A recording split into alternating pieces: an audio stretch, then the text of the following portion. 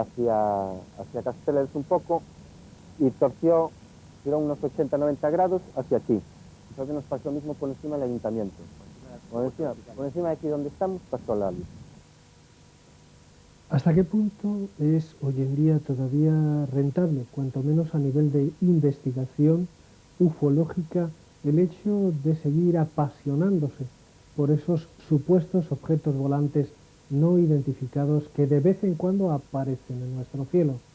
Indudablemente la mayoría de los investigadores ya han ido profundizando en el fenómeno y poco a poco se van alejando de esas extrañas y curiosas bolas de luz, de esos haces relampagueantes que aparecen de vez en cuando en los cielos de todo el mundo y se acercan cada vez más hacia los avistamientos relacionados con personas que de alguna manera tienen la potestad de controlarnos o de dominarnos. Nos referimos en definitiva a cuerpos y fuerzas de seguridad del Estado, a ejércitos, a políticos, a personajes influyentes del mundo de la cultura, del mundo de la banca e inclusive periodistas prestigiosos del mundo de la televisión. Sin embargo, de vez en cuando se producen lo que se denominan oleadas y son fenómenos de avistamientos muy intensos y muy comunes que se dan en un corto periodo de tiempo en una situación geográfica concreta. Nosotros hemos investigado lo que se denomina la oleada gallega. La oleada gallega no es ni más ni menos que una zona, un lugar de la península ibérica donde al parecer en los últimos años se han visto luces en el cielo, se han visto extrañas formaciones de lo que se consideran platillos volantes y tenemos testigos de excepción, policías y agricultores que nos van a contar un poco en definitiva de qué estamos hablando. Vean con nosotros esa curiosa y extraña oleada gallega.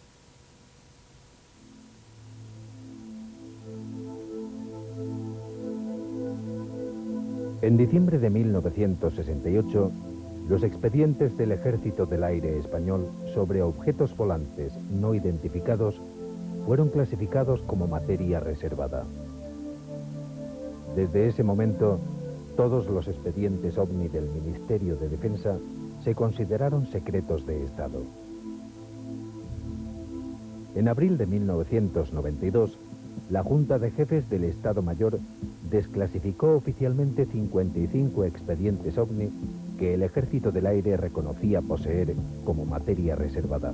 Sin embargo, tenemos en nuestro poder documentos que demuestran la existencia de más expedientes confidenciales y hemos podido averiguar que continúan llegando hasta los archivos oficiales de diferentes estamentos militares expedientes sobre objetos volantes no identificados y supuestos contactos con extraterrestres. Un sepulcral veto confidencial cae sobre ellos y son muy pocas las personas que han tenido la oportunidad de verlos. Sin embargo, hemos podido acceder a alguno de esos expedientes secretos. Los últimos se redactaron en Galicia en 1996 y después de leerlos, consideramos que la opinión pública debe empezar a conocer la verdad, a pesar de que los interrogantes que se nos plantean tras su lectura resultan muy preocupantes.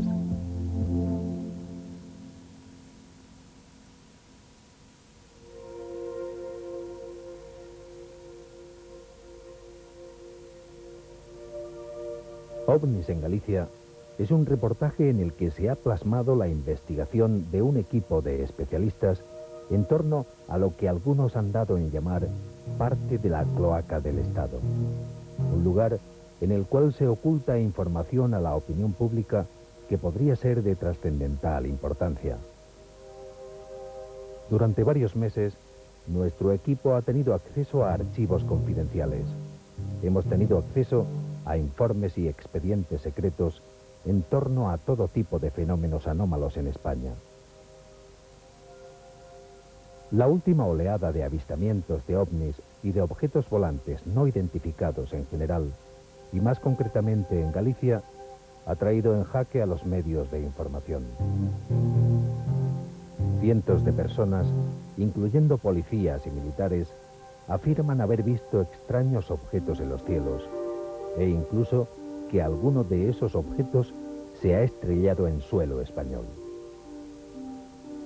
Sin embargo, hasta la fecha, la cúpula militar y los responsables del gobierno se han negado a dar cualquier tipo de explicación a la opinión pública.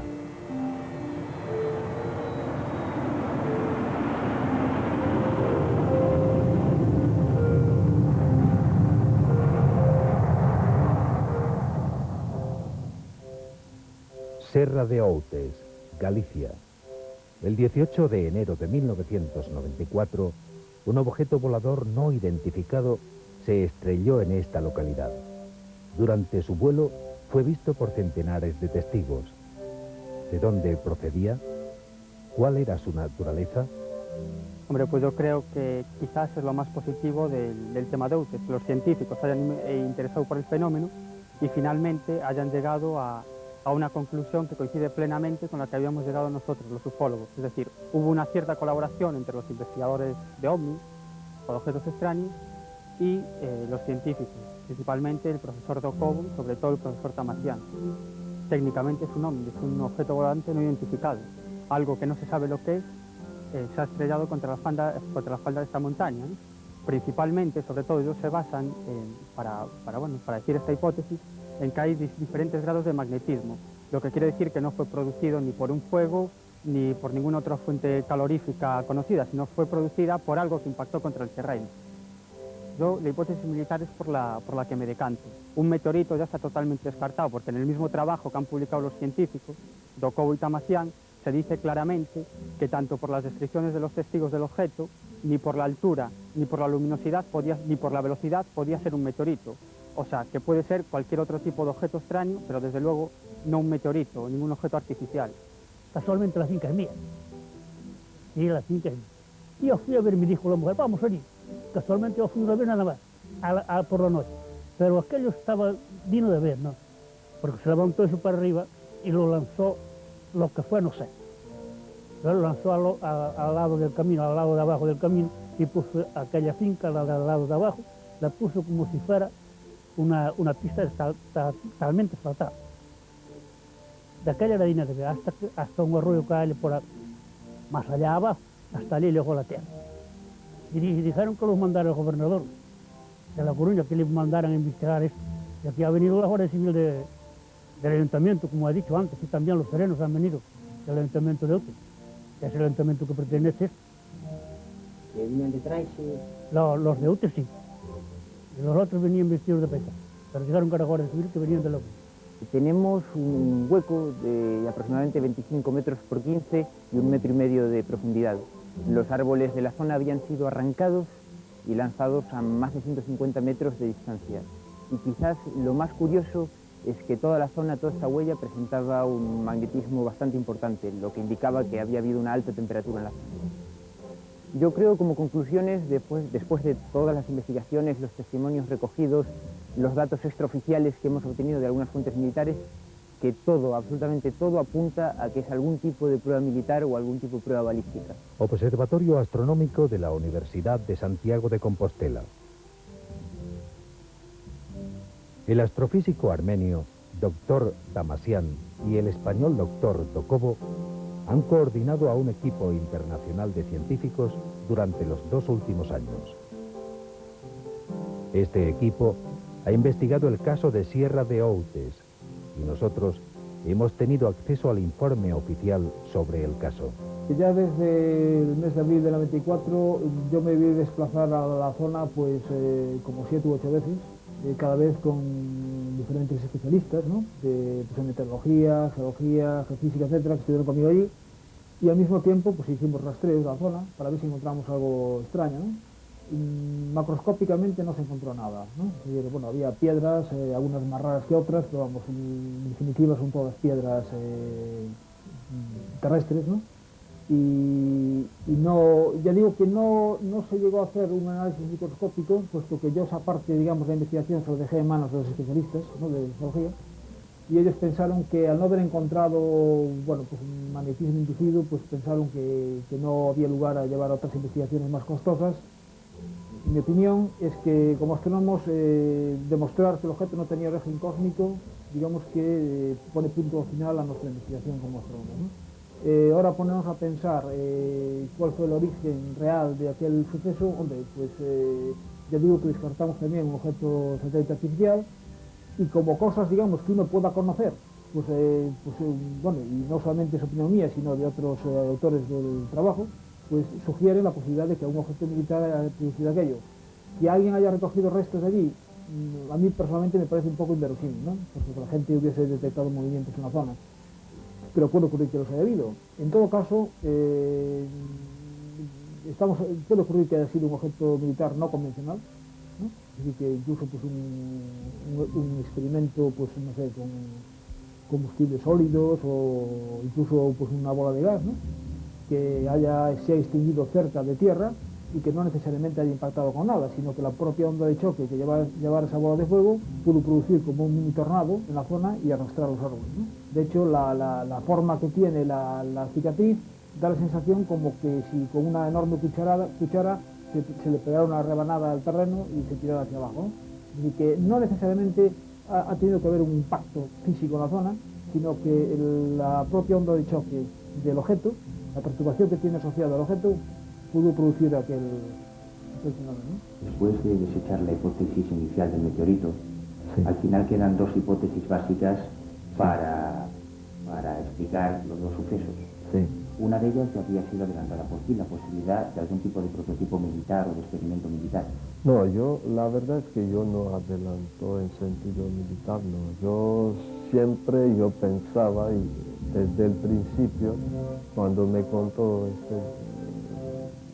tal y como eran cosas, yo desde el principio, yo pensaba que es un meteorito y bueno, se cayó en este sitio y hay que buscar restos de este meteorito, ¿no? Aunque sea muy así raro, pero había que buscar. Y luego cuando hicimos cálculos y resultó que eso no podía ser meteorito, pues entonces yo sí que pensaba que a lo mejor es una cosa, puede ser una de explicaciones, pues, no sé, algún objeto, fallo, algo de militares, ¿no? A lo largo de los últimos años, los ministerios de defensa de todo el mundo han estado ocultando a la opinión pública experimentos militares secretos. Los objetos volantes no identificados han escondido a lo largo de la historia prototipos voladores, armas secretas y proyectos relacionados con la búsqueda de vida extraterrestre. Sin embargo, la oleada de ovnis en Galicia nos abre también otras hipótesis tan inquietantes como los experimentos militares ocultos a la opinión pública.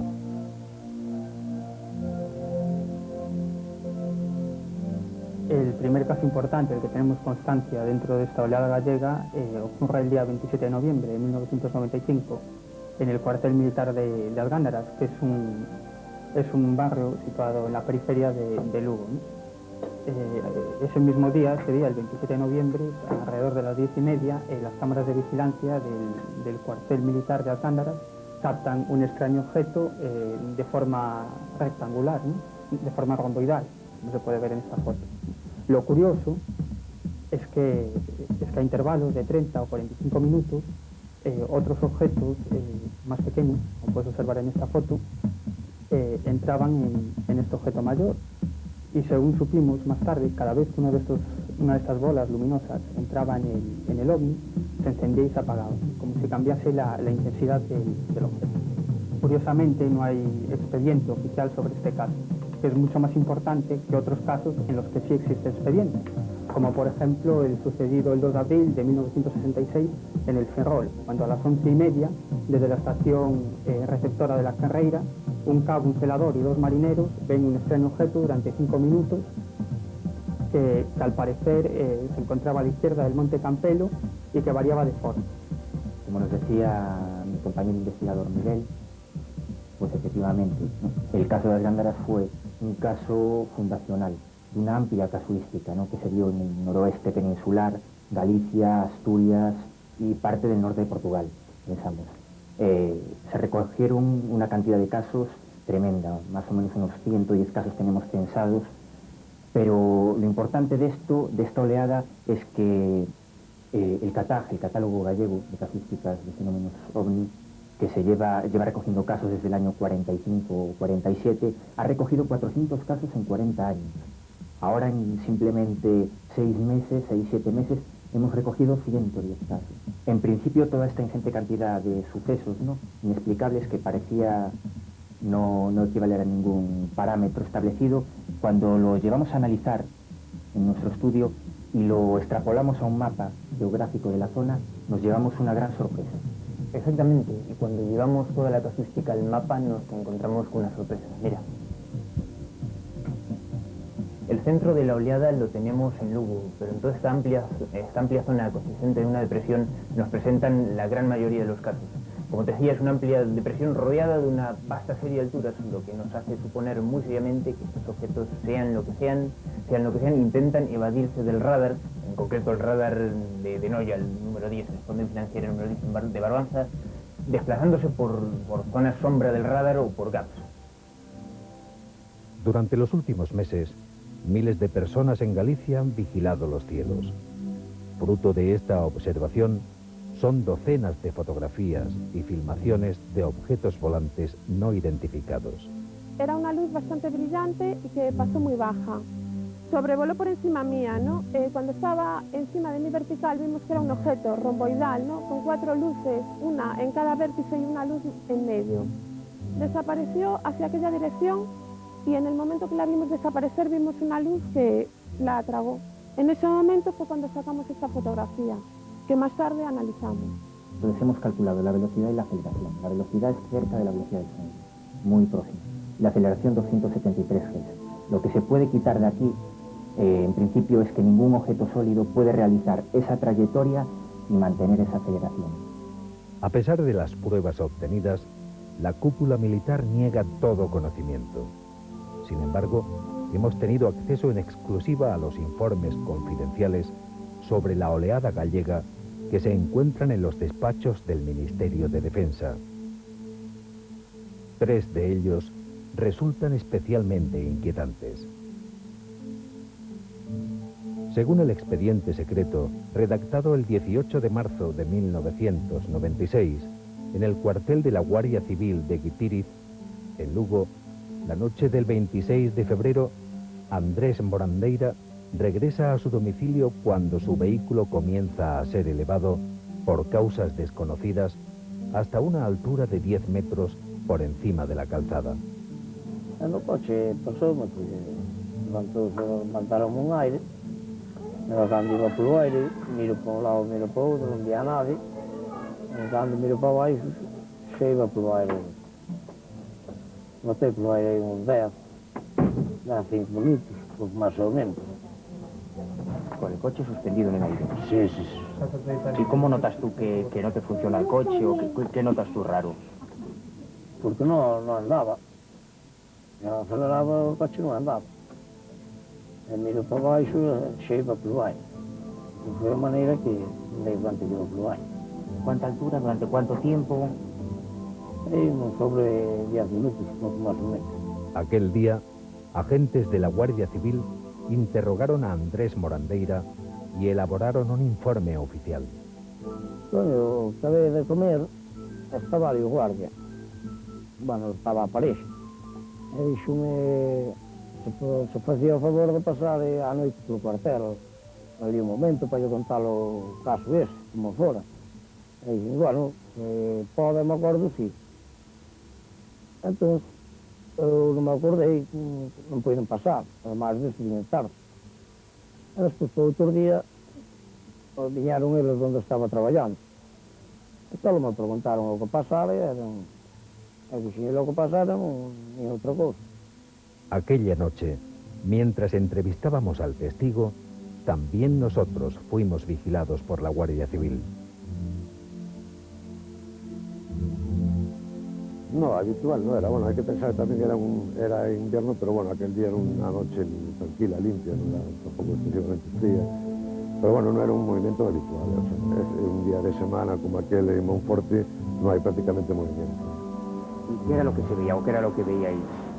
Bueno, yo te puedo decir lo que se comentó que se veía, o sea, una luz a una altura que parecía flotar, o sea, que exactamente que no estaba arriba de todo ni abajo, que estaba a una altura intermedia y con una luminosidad extraña. Es lo que te puedo decir que comentar a dos agentes que subieron y bueno, después lo que vi las noticias ya de la televisión local, que es una supuesta filmación del OVNI y todo esto, ¿no? Pero bueno, en principio era una luz con un brillo extraño y que veías que bueno, que su situación no era la normal.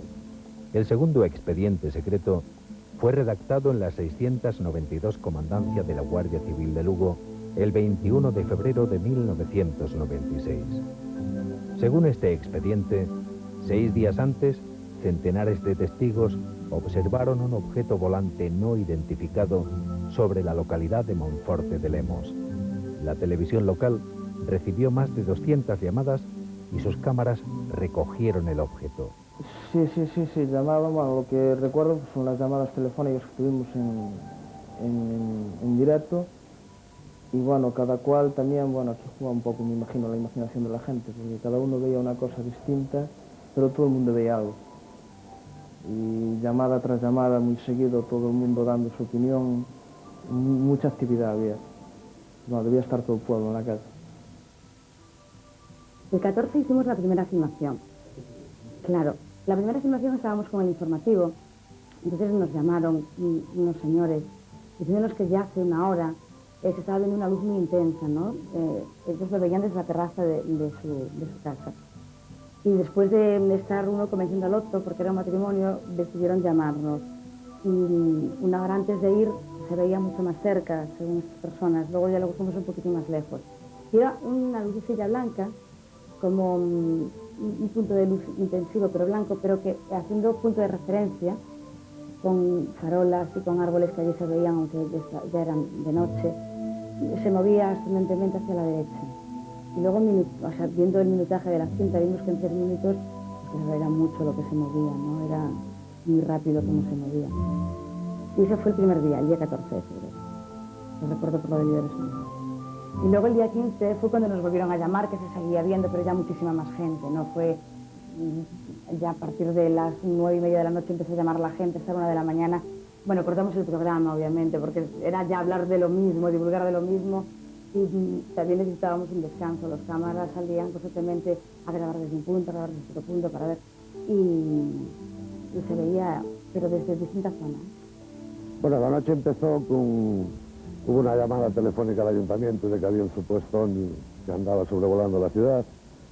Entonces recuerdo que, bueno, yo, cuando eran las 10 y pico de la noche, 10 y cuarto aproximadamente, anteriormente 2 agentes subieron al monte de San Vicente y comentaron que sí, que efectivamente había una luz extraña en el cielo, a una altura extraña también, y que si alguien había comentado que unos aviones habían sobrevolado la zona.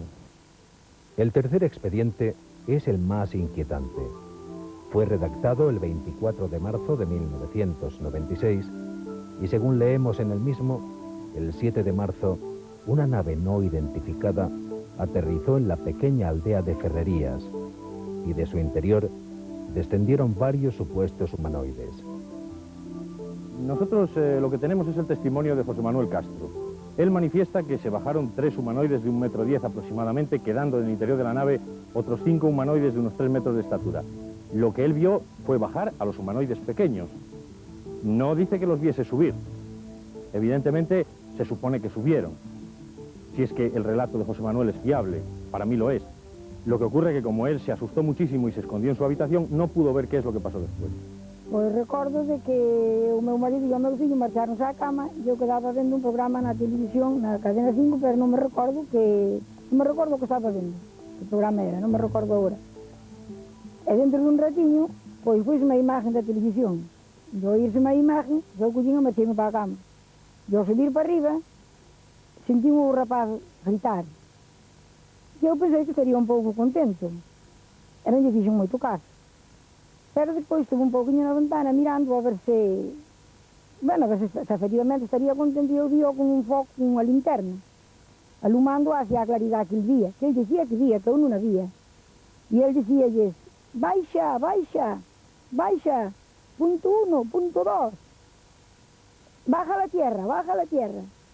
E despois o rapaz metouse para a casa, pois se a luz da linterna, que subino eu palpable, que a linterna daballe moita luz, pero ao momento que douselle prácticamente sin luz ninguna. E a quedáselle sin luz, o rapaz marchou para a casa. E depois eu tamén me metí na cama e tampouco non soupo máis nada. Hasta o outro día que o dixo. Me decías que José Manuel estuvo varios días nervioso después. Sí, estuvo moi nervioso. Bastante nervioso, con moito medo. Sí, notaba moito medo a calquera cousa que vira que resplandecía algo arriba, pois xa lle parecía que era outro home que viña. Sí, asustaba muchísimo. O rapaz non mentiu, o rapaz algo dijo. Bueno, las huellas tienen varios trazados sobre el terreno, sobre la finca de José Manuel Castro.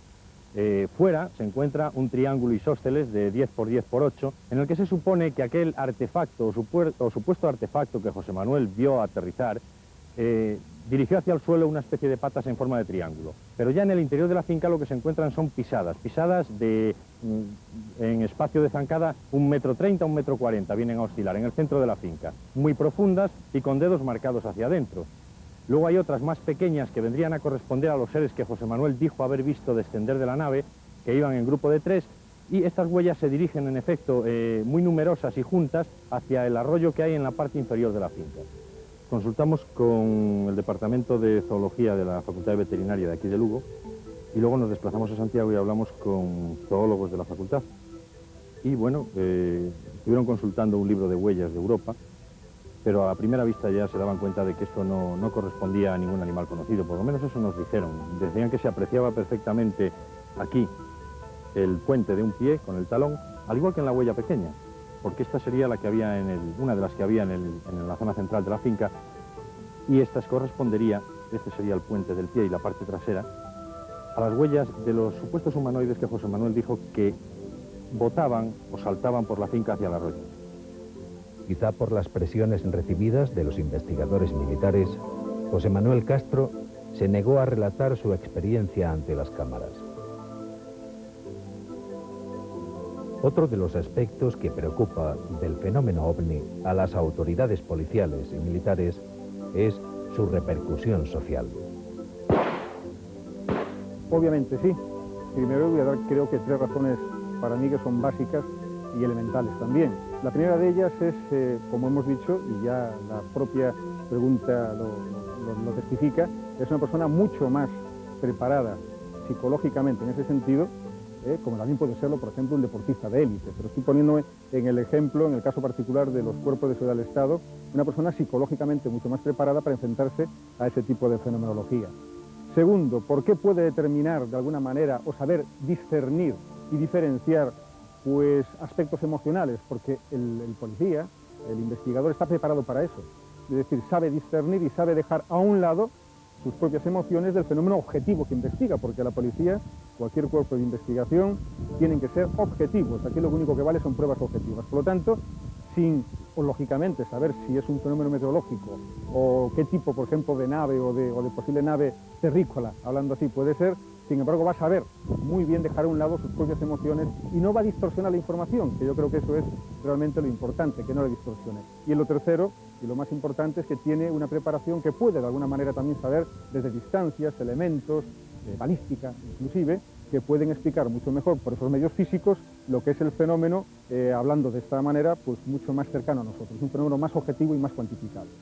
Obviamente la preocupación que puede tener la policía o cualquier otro cuerpo de seguridad del Estado respecto a la fenomenología OVNI y la fenomenología de tipo paranormal se deriva de las consecuencias psicosociales, las consecuencias que esta fenomenología pueda tener en la población y sobre todo en ciertos grupos que aprovechen estos fenómenos en beneficio propio. Pongo un ejemplo muy claro: ciertas sectas, y hago un inciso, destructivas, que van buscando lucro personal, el mesianismo personal de un núcleo de personas o una persona determinada, que aprovecha esta fenomenología pues de tipo sugestivo, de tipo condicionante, sobre un grupo determinado de personas, pues para influenciarlas de mecanismos religiosos, mecanismos apocalípticos, etc. Es decir, ahí está el peligro. Es decir, el aprovechamiento de estos mecanismos, como pueden ser desde la clarividencia, la precognición, la telepatía, la adivinación por cartas, la ouija, y como no, el amplio mecanismo de la fenomenología ufológica o de ovnis, pues puede ser muy fácilmente aprovechada, inclusive manipulada. Es decir, hay que darse cuenta que hay ciertas personas vinculadas a este tipo de sectas que son expertos psicólogos sociales. Es decir, que pueden perfectamente manipular un solo fenómeno, un fenómeno normal como el que he podido detallar yo, que hemos visto mi compañero y yo, pues para poder de alguna manera provocar o construir sobre ese fenómeno todo un cuerpo ideológico y dogmático para la propia ideología de la secta. Ahí está el problema. Que sea un sobre fenómeno en particular, yo dudo mucho que se hagan informes policiales sobre este fenómeno. Lo dudo mucho. Pienso que queda todo más bien como guardado en casa y no se deja nada escrito sobre lo que ha pasado, ¿no? Se lleva más en secreto, pienso yo. Porque es un poco, en el informe un poco que tienes que explicar lo que ha pasado, pero cómo se explica lo que no se puede explicar, ¿no? Es muy difícil. Hacer un informe sobre el fenómeno OVNI, un informe policial, quiero decir, es algo bastante inverosímil. No digo que no se haya hecho, digo que es inverosímil por el propio policía, que no va a querer hacerlo, y por los propios mandos policiales que, bueno, que se encuentran ante una situación de, bueno, ¿y qué hacemos con esto nosotros, no? A pesar de las declaraciones de este policía, el equipo de este reportaje sí ha tenido acceso a informes confidenciales sobre ovnis avistados por la propia policía española. Uno de los casos más sorprendentes se produjo en la propia comisaría de Vigo. Fuimos requeridos por José Ferro, un ufólogo de aquí de Vigo, conforme veía unas luces extrañas en el cielo. Entonces, primeramente bajamos a la Plaza del Rey, estábamos en Fatura, y desde la Plaza del Rey observamos una, por allí a la altura de Cangas, que estaba más o menos fija, pero si te fijabas mucho en ella, veías que iba bajando poquito a poco, ¿no? Y observabas unos destellos, era una luz pequeña, que no se veía muy bien, y que iba bajando, se perdía por el monte, ¿no? En cuestión de 5 minutos se perdía por el monte. Luego observamos otra, y ante la curiosidad pues subimos aquí a la azotea del ayuntamiento, y ya vimos más movimiento, ¿no? Se veía luces de un lado para otro, en todo lo que es el monte de Cangas, Moaña, hasta que vimos una más claramente, que venía más o menos de aquella dirección, de Estíes, fue hacia Castellers un poco, y torció, tiró unos 80-90 grados hacia aquí. Entonces nos pasó lo mismo por encima del ayuntamiento. Por encima de aquí donde estamos pasó la luz. Ya se veía más grande, vista con prismáticos, se pudo apreciar que eran dos luces amarillas fijas, rodeadas de unos destellos verdes y rojos, y que tenían una luz flash intermitente, una luz flash que salía como del centro y que iluminaba pues como un círculo alrededor de ella, ¿no? Esa luz siguió todo por aquí lentamente, se situó más o menos a la altura del repetidor de Meira, de Moaña, no sé si veis allí, mira, unas antenas en el monte, en la pico de aquel monte, y se paró, estuvo un rato parada. Eso me dice José Ferro. ¿A qué altura más? Sí, pues a altura, pues calcula es una cuarta por encima, así vista desde aquí, de la antena y más o menos ahí. Y luego me dice José Ferro, mira que hay otra que se pone al lado. Y venía otra de la parte derecha, se puso al lado un poquito más baja, ¿no? En eso está un ratito, una emitía destellos más lentos, la que nos pasó por encima, y la otra un poquito más rápido. En eso, a los 4 o 5 minutos también, que estuvieran casi juntas, una bajó, la primera, la que pasó por aquí encima, bajó y se perdió ya por detrás de las montañas, y la otra hizo también un movimiento muy extraño. En principio iba hacia las CIES, ¿no? A las CIES, pero 4 segundos o 5 más o menos, este tiempo que cuentas, hacia CIES, y de repente ya gira otra vez, otro cambio, un ángulo que serían de unos 50-60 grados, y vuelve otra vez hacia Mos, que hacia la parte de allá, y ya se perdió también.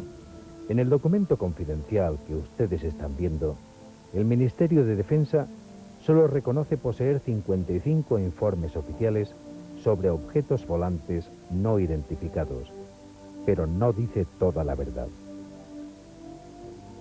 Nosotros hemos tenido acceso a dosieres oficiales que no aparecen en ese listado. Conocer toda la verdad es uno de los derechos irrenunciables que el hombre debe aspirar a poseer. Por ello, hay que seguir trabajando para que ese derecho sea reconocido.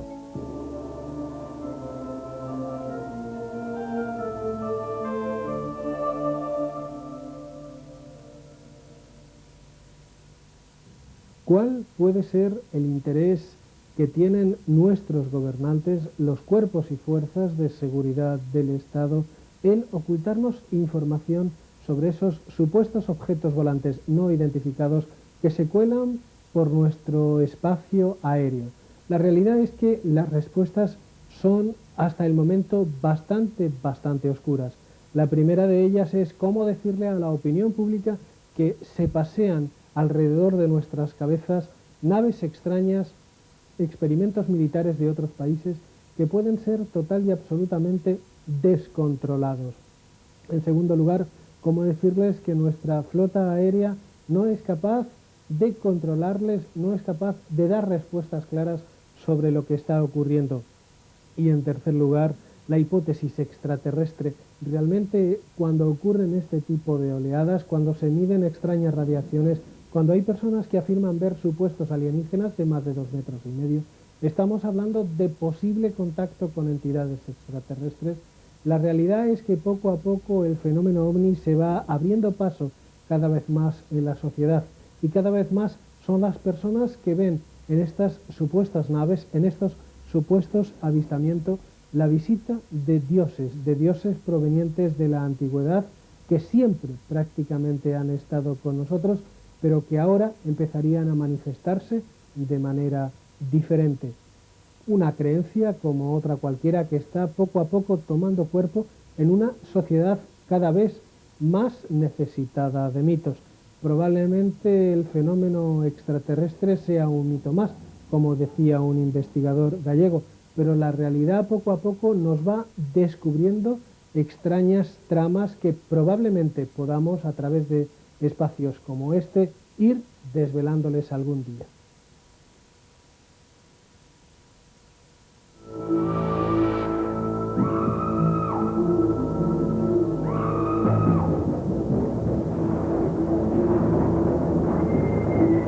Es una aparición, quizá por eso sangra más que ninguna, porque está centrada en los mensajes en la santificación del sacerdote. Dios está mandando a la tierra grandes calamidades.